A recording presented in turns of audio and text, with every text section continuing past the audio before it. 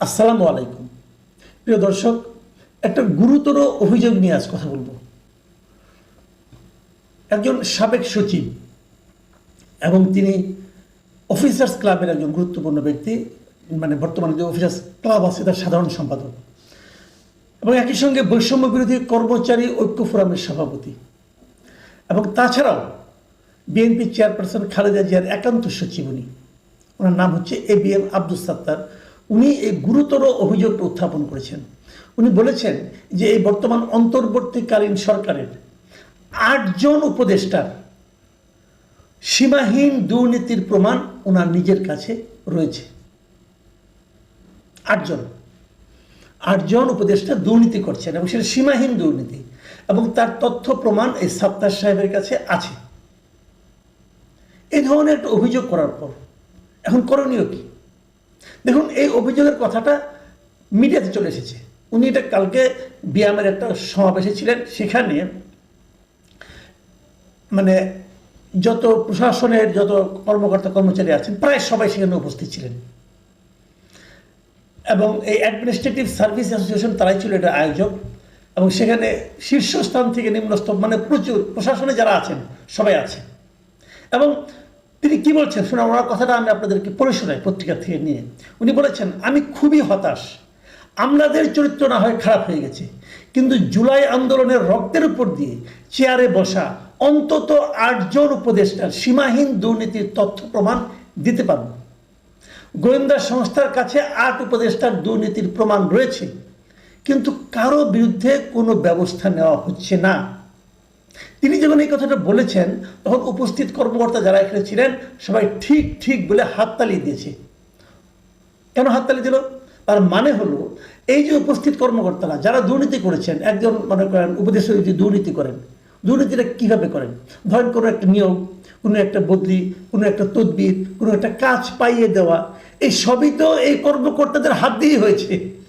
কাজেই যখন উনি উচ্চারণ করতে পেরেছেন, বাকিরা তাকে সমর্থন দিয়েছেন। আমি মনে করি, আমার নিজস্ব বিবেচনায় মনে করি ওনার অভিযোগ সত্য, কারণ ওনারা জানেন কাজগুলি কে করেছেন। ওনার ব্যক্তিগত চরিত্র যাই হোক না কেন, সাত্তার সাহেব যে খুব দুধে ধোয়া তুলসী পাতা তা কিন্তু আমি পার্সোনালি মনে করি না। কারণ এই অফিসার্স ক্লাবের সাধারণ সম্পাদক, উনি কীভাবে সাধারণ সম্পাদক হয়েছেন সেটা নিয়েও কিন্তু নানা ধরনের বিতর্ক আছে। যাক, সে আলোচনায় আমি না হয় আরেকদিন যাব।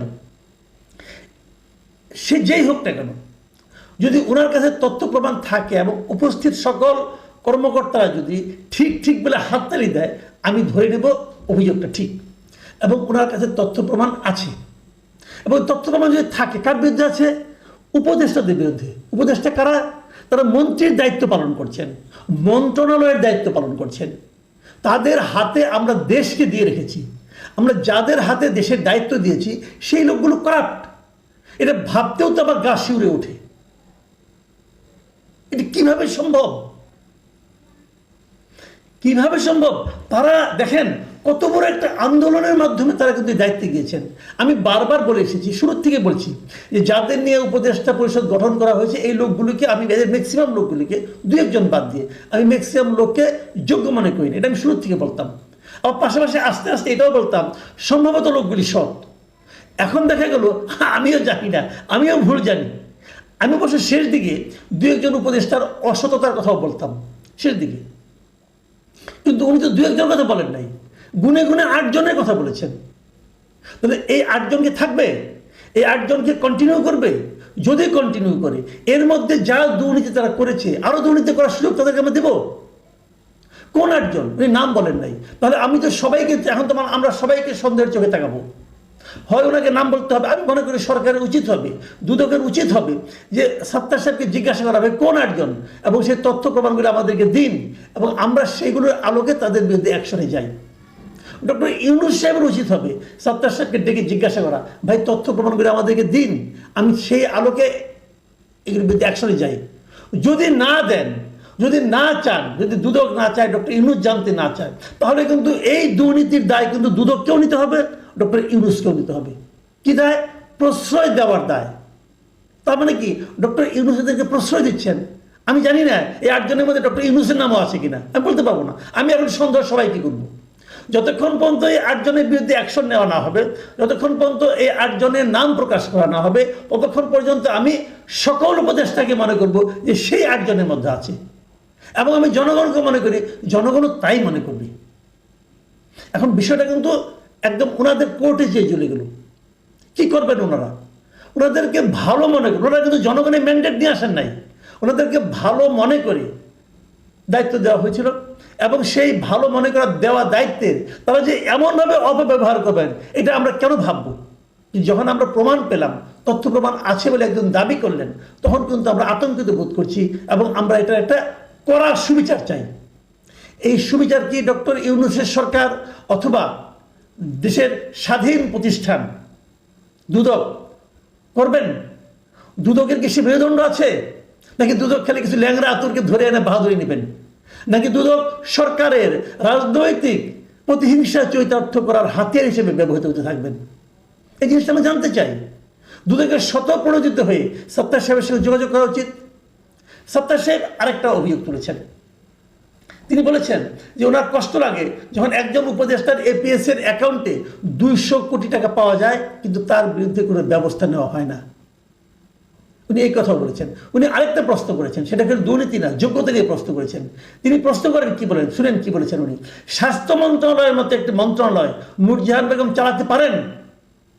স্থানীয় সরকার মন্ত্রণালয় এবং যুব ও ক্রীড়া মন্ত্রণালয়ের মতো দুটি গুরুত্বপূর্ণ মন্ত্রণালয় একজন অনভিজ্ঞ উপদেষ্টা দিয়ে চালানো ঠিক হচ্ছে? দেখুন, এই দুইটা প্রশ্ন কিন্তু আমি শুরু থেকেই করে আসছি।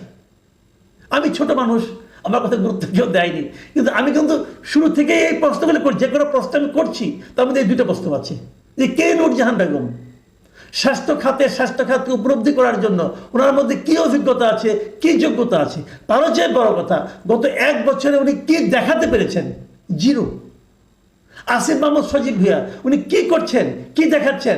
উনি কোন বিবেচনায় একজন মেয়র নির্বাচিত করলেন যে ঢাকা উত্তরের জন্য, যার বিরুদ্ধে হিজবুত তাহরীরের সাথে তার সংশ্লিষ্টতার অভিযোগ আছে, তথ্য প্রমাণ পাওয়া গেছে, তাকে উনি নিয়োগ করলেন কোন বিবেচনায়? ওনার কি যোগ্যতার বিবেচনায় উনি করলেন?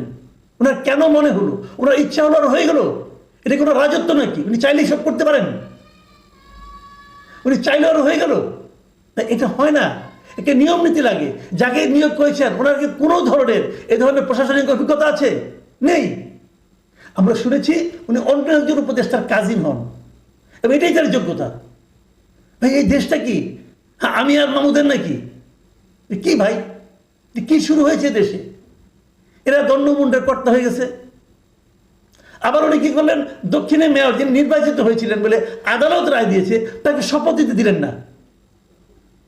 এই হলো তার গর্তমি। তাকে এই সত্তার সাহেব অযোগ্য হিসাবে কিন্তু বলেছেন, ইঙ্গিত করেছেন।